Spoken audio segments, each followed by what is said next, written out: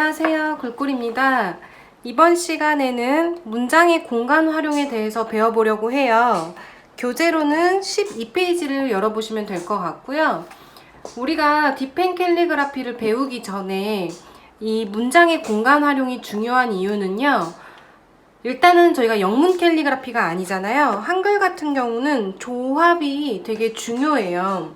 뭐 초중 종성의 조합이라든지 자음과 모음 간의 조합, 그리고 나서 그 글자와 글자 사이의 어떤 간격, 이런 것들로 인해서 하나의 문장이 덩어리가 완성이 되는데, 이 덩어리가 잘 완성이 되면 글씨가 디자인적으로 조금 더 멋있어 보일 수 있고요. 그 다음에 글자의 강약이 생기면서 조금 더 글씨가 볼륨감이 나타나면서 좀 더 풍성해 보일 수 있어요. 그래서 글씨가 조금 못 써져도 사실 덩어리가 잘 나오면 좀 작품이 멋있어 보이는 효과를 보실 수 있게 되죠.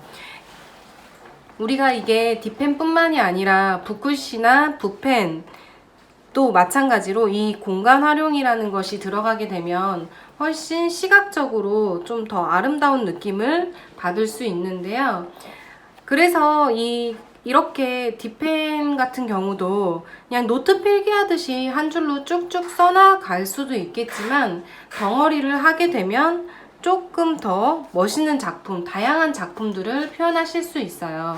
그래서 12페이지를 보시면 공간 활용이 없는 작품 스타일, 공간 활용이 있는 작품 스타일, 이렇게 사진으로 예시가 나와 있죠. 공간 활용이 없는 작품 스타일 같은 경우는 노트 필기하듯이 그냥 한 줄로 쭉쭉 써나가는 것이 특징이고요. 공간 활용이 있는 작품의 스타일은 글자를 끊어서 하나의 뭉쳐진 덩어리 느낌을 나타내는 게 특징이에요. 근데 우리가 평상시 노트 필기를 하면서 이런 공간 활용이 없는 작품 스타일은 편하게 쓸 수 있겠지만, 공간 활용이 있는 작품 스타일의 경우는 훈련이 따로 필요할 정도로 조금 어려워요. 그래서 우리가 글씨체를 이제 배우기 시작하면 이 덩어리 하는 연습은 사실 신경을 쓸 수 없기 때문에 들어가기에 앞서서 공간 활용하는 연습을 한번 해보려고 해요. 공간 활용하는 연습 방법은 13페이지에 나와 있고요. 이것을 제가 다시 한번 펜으로 잡아서 보여드리면서 좀 같이 배워보도록 할게요.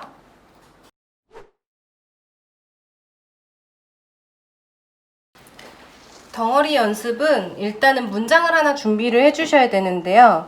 짧은 글귀를 하나 준비를 해주세요. 15자 내외의 글귀를 준비를 해주시는 게 좋고요. 너무 장문은 처음부터 어려울 수 있으니까 교재에 나와 있는 빛나는 당신에게 반짝이는 마음을 이 글귀로 한번 제가 보여드리도록 할게요. 일단 쓰고자 하는 문장이 있으면 평상시 그냥 편하게 펜글씨로 한 줄로 써주세요.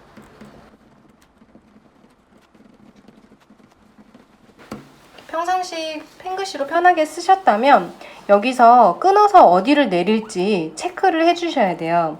이때 이 체크를 줄바꿈 표시라고 하는데, 이 줄바꿈 표시 같은 경우는 그냥 아무데나 끊는 건 아니고요. 띄어쓰기 있는 위치를 생각을 해주셔야 되고요. 그 다음에 고려를 해주셔야 되는 게 글자 수. 글자 수를 비슷비슷한 글자 수에 맞춰서 끊어주셔야 나중에 다 쓰고 났을 때 이 바디라인이 예쁘게 표현될 수 있어요. 그리고 나서 강약을 어느 내용을 조금 더 강조를 하고 싶은지, 당신, 마음, 이런 식으로 원하는 자기가 이제 어떤 게 더 중요하냐에 따라서 해석하기에 따라 다르기 때문에 꼭 정해져 있는 건 아니고요. 쓰는 사람이 딱 봤을 때 이 부분이 조금 더 중요하다, 이런 부분들을 체크를 해주시면 좋을 것 같아요. 저 같은 경우는 당신하고 마음의 강을 표현하도록 할게요. 자, 그 다음에 이렇게 강중약 또는 강약을 체크를 하셨다면 일단 이 표시한 것대로 표현을 한번 해볼게요.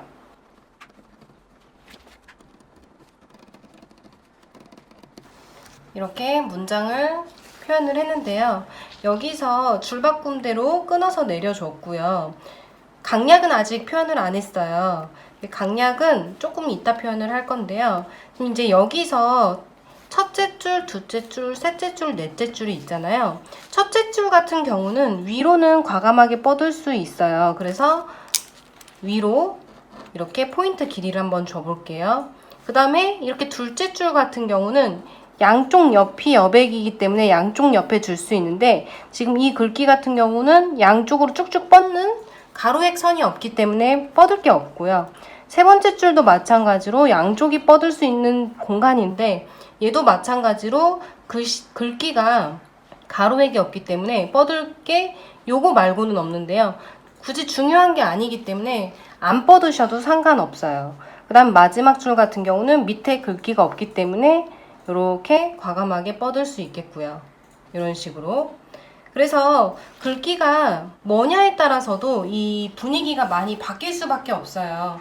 덩어리를 잘 못하고 잘하고를 떠나서 글귀에도 영향이 있기 때문에 좀 쉽게 덩어리가 풀리는 문장이 있는가 반면 좀 어렵게 아무리 해도 좀 예뻐 보이지 않는 그런 문장도 있을 수 있어요. 자, 이렇게 일단 어디를 뻗을지 표시를 하셨으면 이제 여기서 다시 한번 다듬어 나갈 건데요. 이때 중요한 건 글씨의 공간, 글자와 글자 사이와 줄과 줄 사이에 자간과 행간이 서로 톱니바퀴처럼 맞물리도록 들어가야 돼요. 그래서 글씨를 조금 고딕체로 반듯하게 쓰시면서 글씨 크기도 너무 작지 않게 조금 크게 표현을 해보도록 할게요. 먼저 첫 줄을 뻗는 위치나 이런 거를 맞춰서 한번 반듯하게 표현을 해주시고, 첫 줄은 높낮이를 다양하게 할 수 있죠. 위로. 그래서 계단처럼 살짝 포인트를 다르게 줬어요. 그 다음에 당신에게. 이 아의 위치는 다음 시옷자를 위해서 얘를 좀 올려줬죠. 그래야 이 팔 밑으로 옆에 있는 친구가 들어갈 수 있도록 이렇게 표현이 됐고요. 그 다음에 반짝이는의 비읍의 위치를 잘 정해줘야 여기로 꽂아서 들어갈 수 있겠죠. 그래서 모음 보면 이렇게 세로획들이 서로 어긋나 있게 들어가 있는 걸 볼 수 있어요. 여기도 받침과 받침 사이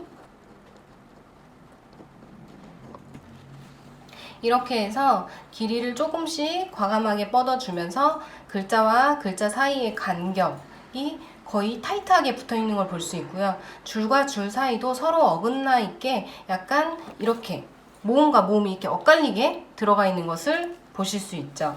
근데 이게 생각보다 어렵기 때문에 좀 많은 훈련이 필요해요. 지금 보면 또 여기서 중요한 게 우리가 자간과 행간을 상당히 좁혀놨기 때문에 이 자음과 모음 사이가 너무 좁으면 숨 쉴 틈이 없이 답답해 보일 수 있어요. 그래서 자음과 모음 사이는 살짝 벌려주는 편이고요. 글자와 글자 사이는 좁혀주시는 게 좋아요. 그리고 받침의 위치는 모음 밑으로 들어가 주셔야 글씨가 안정감이 있어요.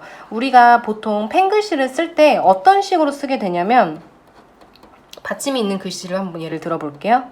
이런 식으로 글씨를 이렇게 끊어서 표현을 하는 편이에요. 그러다 보니까 글씨가 길어지는 게 특징인데, 이 켈리 같은 경우는 조금 더 안정감 있는 형태를 위해서 요렇게 끊어주거든요. 지금 보면 이렇게 나눴다고 볼 수 있어요. 자음을 좀 길게 표현하고 모음을 짧게 해서 받침을 집어넣는 거죠. 그래서 상하로 글씨를 나눈 게 아니라 좌우로 나눠서 공간을 많이 비어 보이지 않게 만드는데요. 이게 왜 공간이 많이 안 비냐면, 지금 이런 형태 같은 경우는 여기와 여기가 깊게 파이게 되어 있어요. 그래서 우리가 무언가로 밑에 줄에서 이렇게 끼워 넣어야 될 때 무리하게 끌어올려 줘야 되거든요. 선을 덩어리로 끼워줄 때. 근데 이 형태가 되면 공간이 많이 생기지 않기 때문에 밑에서 어떤 글귀로 모음을 이렇게 꽂아준다 하더라도 어색하지 않게 조금만 올려서 글씨의 덩어리를 채울 수 있거든요. 그래서 글자의 비율을 켈리를 쓸 때는 이 형태를 더 많이 쓰는 편이고요. 물론 서체에 따라서 이 형태를 쓰기도 하기 때문에 이것을 아예 배제한다는 거는 아니고요. 일반적으로 좀 덩어리를 쉽게 처음에 연습을 하실 때는 이 형태를 쓰시는 거를 저는 추천을 합니다. 그래서 이렇게 덩어리의 과정을 1단계, 2단계, 3단계를 거쳐서 순차적으로 연습을 해보시면 좋을 것 같아요. 그리고 또 문장을 다른 걸 하나 예를 들어 볼게요. 제가 붓글씨에서도 한번 설명을 드렸던 건데, 지금 이 문장을 이렇게 끊어서 덩어리를 한번 해보도록 할게요. 근데 첫 글자를 지금 보면 한글이 이 문장을 이루는 게 단어들이 이렇게 다 앞쪽으로 쏠려 있고 꾸며주는 조사는 다 뒤로 가 있어요. 그래서 강조해주는 글귀가 좀 앞쪽에 다 들어가 있다 보니까 앞 글자를 강조해주는 경우가 많은데요. 이제 그런 거를 살려서 구도를 짜 보면 첫 글자를 길이를 길게 뻗어주고 그러면 다음 줄이 뒤로 밀려나는 거죠. 이렇게 첫 글자를 또 길게 뻗어주고 또 그 다음 줄은 뒤로 밀려나고요. 여기는 윗공간을 활용할 수 있겠죠. 그리고 또 첫 글자가 강조가 됐기 때문에 다음 줄은 뒤로 밀려나고요. 이렇게 계단 형식으로 계속 뒤로 밀려나는 형태. 이렇게 되면 글씨가 약간 이렇게 사선으로 가는 걸 볼 수 있어요. 이런 사선 구도는 앞 글자가 화려하게 뻗어지는 게 특징이기 때문에 조금 더 화려해 보일 수 있어요. 그래서 좀 디자인상 글귀가 좀 화려해 보이기 좋은 그런 글귀는 이런 구도를 활용해 보시는 것도 좋을 것 같고요. 뒤에서 아직 배우진 않았지만 이탈릭체라는 게 있을 거예요. 이탈릭체는 약간 이런 형태를 사용을 해주면 글씨가 이탈릭체만의 멋을 살려서 표현하기가 좋아요. 자, 그러면 공간 활용하는 방법에 대해서 제가 지금까지 쭉 설명을 드렸는데 아무래도 이거는 글귀가 계속 바뀔 때마다 난이도도 조금씩 다르고 제가 아까 말씀드린 것처럼 문장에 따라서 어려운 것도 있고 쉬운 것도 있기 때문에 계속 다양하게 해보셔야 돼요. 그리고 단기간에 되는 게 아니라 오랜 시간에 걸쳐서 요령이라든지 노하우가 생기는 거기 때문에 꾸준히 연습을 해주시면 좋을 것 같고요. 지금 과제를 내드릴 텐데 교재 13페이지를 보시면 하단에 공간 활용 과제라고 해서 문장 3가지가 나와 있는 걸 보실 수 있을 거예요. 보시면 13페이지 하단에 문장 3개가 나와 있죠. 이 3개를 덩어리를 연습장에다가 볼펜으로 연습을 해 주시고 가장 잘 덩어리가 표현이 됐다고 생각하는 것을 사진을 찍어서 과제방에 올려주시면 좋을 것 같아요. 그러면 다음 시간에 또 찾아뵙도록 할게요.